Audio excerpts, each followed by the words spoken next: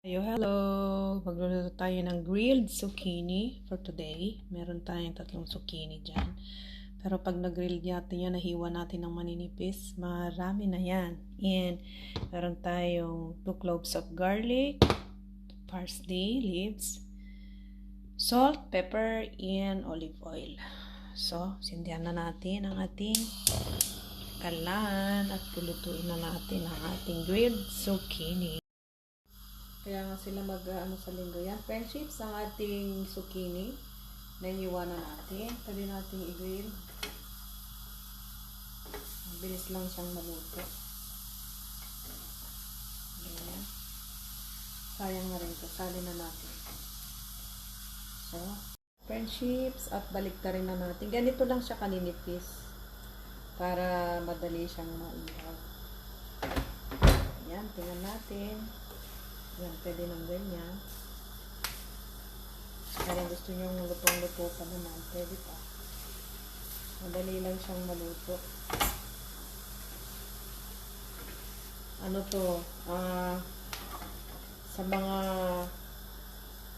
anong tawag to? Vegetarian or gustong-gusto ng gulay. Yan, madali lang lutuin. Lagyan na naman natin. Sayang naman yung space. Tapos, titimplahin natin ito ngayon ng olive oil, parsley, yung cloves ng garlic. Hihiwain natin. Lagyan natin ng konting-konting paminta. Pwede namang wala. Doon natin sila ibabad. Ayun, tingnan natin na natin ito.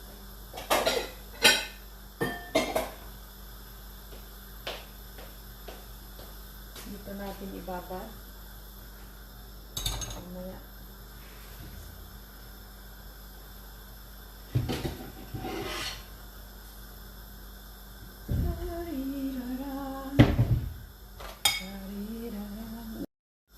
Ayan, ito na friendships. Ito na.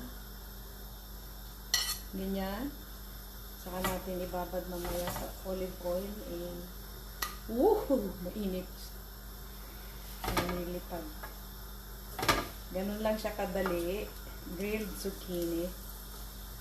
Tapos, pag bago kainin, pwede natin timplahan ng ating parsley, olive oil.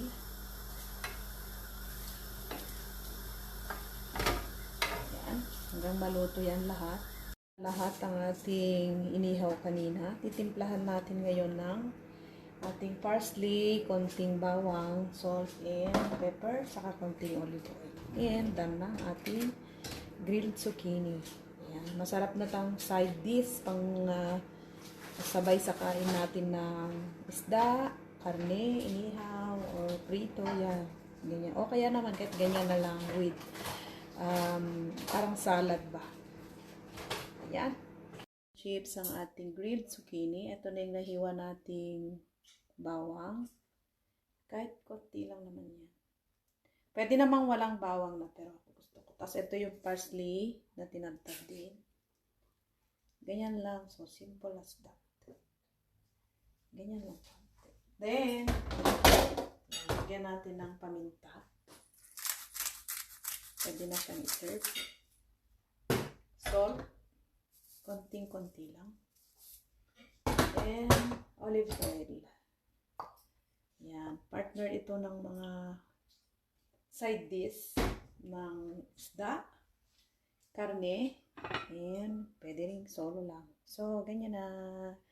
Ito na ang finished product. And thank you for watching. Bye-bye. Love, love. God bless.